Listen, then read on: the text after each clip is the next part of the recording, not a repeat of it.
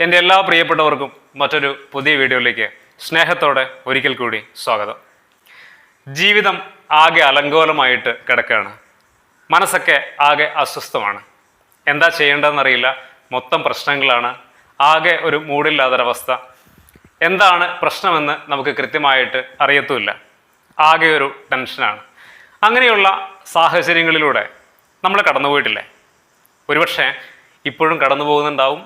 ഇനിയും അതുപോലുള്ള ഒരുപാട് സാഹചര്യങ്ങൾ നമ്മുടെ ജീവിതത്തിലേക്ക് കടന്നു വരാനും ഉണ്ട് അല്ലേ? എന്നാൽ ഈ ഒരു മാനസികാവസ്ഥയിലൂടെ ആരെങ്കിലും കടന്നു പോകുന്നുണ്ടെങ്കിൽ, അങ്ങനെയൊരു സാഹചര്യം നമ്മുടെ ജീവിതത്തിലേക്ക് കടന്നു വരാനുള്ള സാഹചര്യം ഉണ്ടെങ്കിൽ നമ്മൾ ആദ്യം അത് ഒഴിവാക്കുക എന്നുള്ളതാണ് ഏറ്റവും പ്രധാനമായി ഈ വീഡിയോയിലൂടെ പറയാൻ ആഗ്രഹിക്കുന്നത്. കാരണം അകാരണമായിട്ടുള്ള മാനസികമായ അസ്വസ്ഥതകൾ നമ്മുടെ ജീവിതത്തെ വല്ലാതെ ഡൗൺ ചെയ്യുന്നുണ്ട് എന്ന് നമ്മൾ തിരിച്ചറിയേണ്ടതുണ്ട്. എന്തായിരിക്കാം ഒരുപക്ഷെ നമ്മുടെ ജീവിതത്തിൽ ഇങ്ങനെ അകാരണമായിട്ടുള്ള അസ്വസ്ഥതകളൊക്കെ ഉണ്ടാവുന്നത്? അകാരണമായിട്ടുള്ള അസ്വസ്ഥതകളാണോ? അല്ല, അതിനൊക്കെ കൃത്യമായിട്ടുള്ള കാരണങ്ങളുണ്ട്. ആ കാരണങ്ങൾ കൃത്യമായിട്ട് നമുക്ക് മനസ്സിലാക്കാൻ കഴിയാത്തതാണ് പ്രശ്നം അല്ലേ? ബോധ മനസ്സിൽ മാത്രമല്ല, നമ്മുടെ ഉപബോധ മനസ്സിൻ്റെ ഉള്ളിലുള്ള ചില അനാവശ്യ ചിന്തകളുടെ പ്രതിഫലനം കൂടിയാണ് ഈ അസ്വസ്ഥതയുടെ കാരണമെന്ന് പറയുന്നത്. അതുകൊണ്ട് തന്നെ അകാരണമായിട്ട് എന്ന് നമുക്ക് തോന്നുന്ന ചില കാര്യങ്ങളെ, അങ്ങനെയുള്ള അസ്വസ്ഥതകളെ കുറച്ചുകൂടി ഭംഗിയായിട്ട് കൈകാര്യം ചെയ്യാൻ നമ്മൾ പഠിക്കേണ്ടതുണ്ട്. നമ്മുടെ ജീവിതത്തിൽ ഒരുപാട് പ്രശ്നങ്ങൾ തീർച്ചയായിട്ടും ഉണ്ടാകും. ഒന്നും രണ്ടും പ്രശ്നങ്ങളല്ല, 4 ഭാഗത്തും പ്രശ്നങ്ങൾ ഉണ്ടാകും. ഒരുപക്ഷെ ഒരു കമ്പനിയിൽ അല്ലെങ്കിൽ ഏതെങ്കിലും ഒരു സ്ഥാപനത്തിൽ ഓഫീസിലൊക്കെ ജോലി ചെയ്യുന്ന ആളാണ് നിങ്ങളെങ്കിൽ ഒരുപക്ഷെ ഓഫീസിൽ എന്തെങ്കിലുമൊക്കെ പ്രശ്നങ്ങൾ ഉണ്ടാകും അല്ലേ?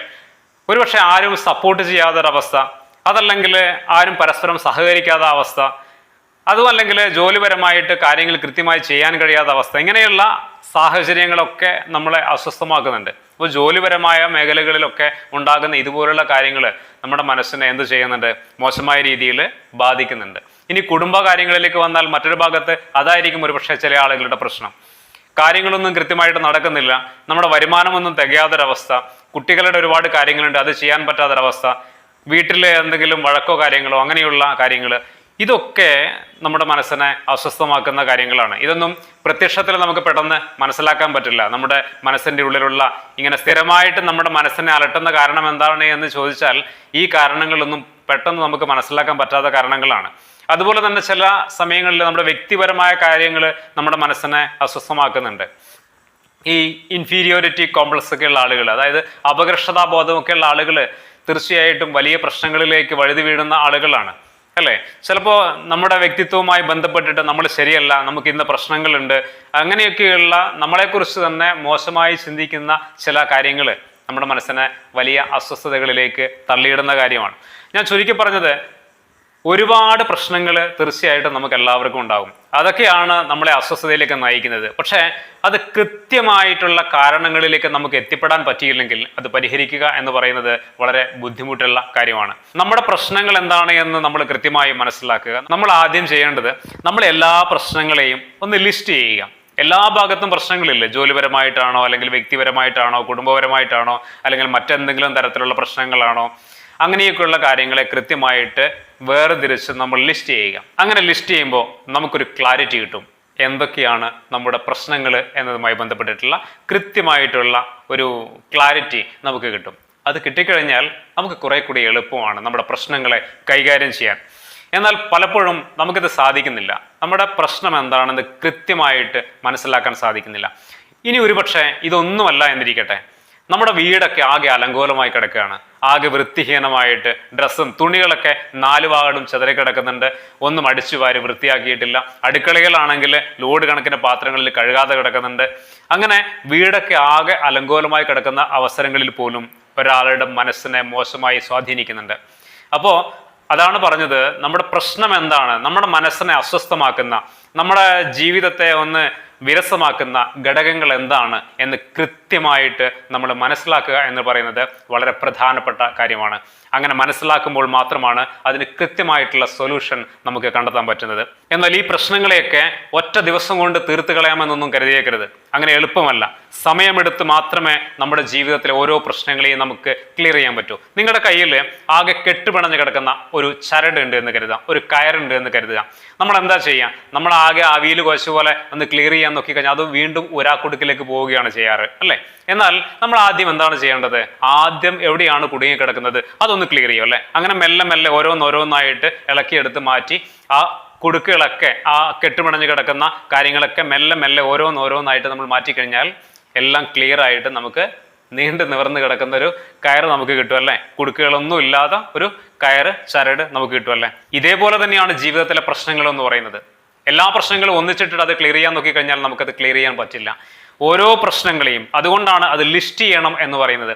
ചെറുതും വലുതുമായിട്ടുള്ള എല്ലാ പ്രശ്നങ്ങളെയും നമ്മളൊന്ന് ലിസ്റ്റ് ചെയ്യുക. ലിസ്റ്റ് ചെയ്യുമ്പോൾ നമ്മുടെ ജീവിതത്തിലുള്ള മൊത്തത്തിലുള്ള എല്ലാ പ്രശ്നങ്ങളെക്കുറിച്ചും നമുക്കൊരു ക്ലാരിറ്റി കിട്ടും. അതിൽ ആദ്യത്തേത് ഏതാണോ ക്ലിയർ ചെയ്യേണ്ടത് അതെടുക്കുക, അതിൻ്റെ ഒരു സൊല്യൂഷൻ കാണുക. അങ്ങനെ ഓരോന്നോരോന്നായിട്ട് പ്രശ്നങ്ങൾക്ക് സൊല്യൂഷൻ കണ്ടെത്തുക എന്നുള്ളതാണ്. ഓഫീസിൽ അല്ലെങ്കിൽ കമ്പനിയിൽ അല്ലെങ്കിൽ നമ്മൾ വർക്ക് ചെയ്യുന്ന സ്ഥാപനത്തിൽ, സ്ഥലങ്ങളിൽ എന്തെങ്കിലും പ്രശ്നങ്ങളുണ്ടെങ്കിൽ അതിനൊരു സൊല്യൂഷൻ കണ്ടെത്തുക. അതിനുശേഷം നമ്മുടെ വീട്ടിലാണ് പ്രശ്നം, അതിന് മറ്റൊരു സൊല്യൂഷൻ കണ്ടെത്തുക. വ്യക്തിപരമായിട്ടുള്ള ഇങ്ങനെയുള്ള നേരത്തെ പറഞ്ഞതുപോലെ ഇൻഫീരിയോറിറ്റി ഒക്കെ ഉള്ള ആളുകളാണെങ്കിൽ അതെങ്ങനെ സോൾവ് ചെയ്യാം, അതിനൊരു സൊല്യൂഷൻ കണ്ടെത്തുക. ഇങ്ങനെ ഓരോന്നിനും പ്രത്യേകം നമ്മളൊരു സൊല്യൂഷൻ കണ്ടെത്തി, അതിനൊരു പ്രതിവിധി കണ്ടെത്തി അത് പരിഹരിച്ച് മുന്നോട്ട് പോവുകയാണെങ്കിൽ നമ്മുടെ ജീവിതത്തിലുള്ള എല്ലാ പ്രശ്നങ്ങളെയും സോൾവ് ചെയ്യാനും പറ്റും.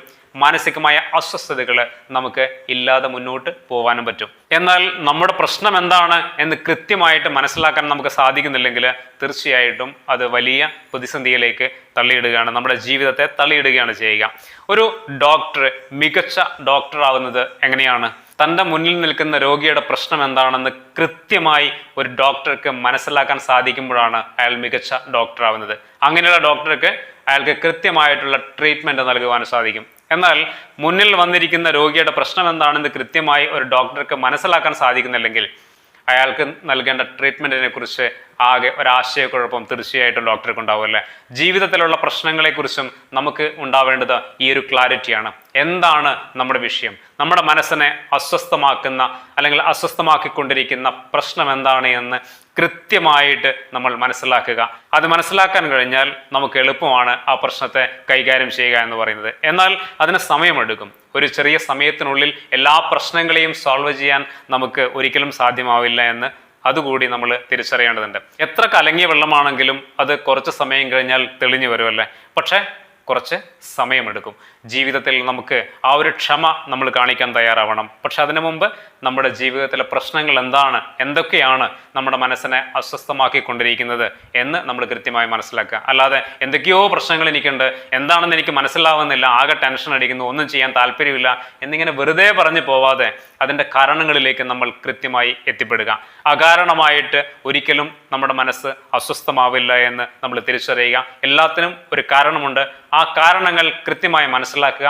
അത് മനസ്സിലാക്കി കഴിഞ്ഞാൽ ജീവിതത്തിലെ പ്രശ്നങ്ങളെ നേരിടാൻ എളുപ്പമാണ്. എല്ലാവർക്കും അതിന് കഴിയട്ടെ. മറ്റൊരു വീഡിയോയിൽ നമുക്ക് വീണ്ടും കാണാം. എല്ലാവർക്കും നന്ദി.